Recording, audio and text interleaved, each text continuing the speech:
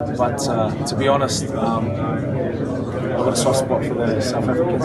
My son and my daughters, my kids are part South African, and my wife's South African, so I've always had a soft spot for them. And I think the rivalry on it is fierce, but the friendships offer are pretty cool as well. Sonny, what drives you still today?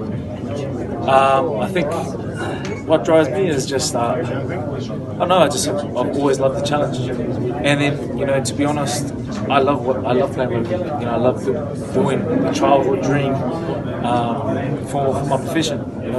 I guess when I was a youngster, sometimes it would be a daunting aspect. It would be a daunting feeling about playing on the big stage and whatnot. But now I kind of just walk towards it and really try and enjoy it. But also know that if you don't tick those boxes off the field, whether it be outside of the field, stretching, doing your extras, analysing all of that stuff, then on the field you're not going to be able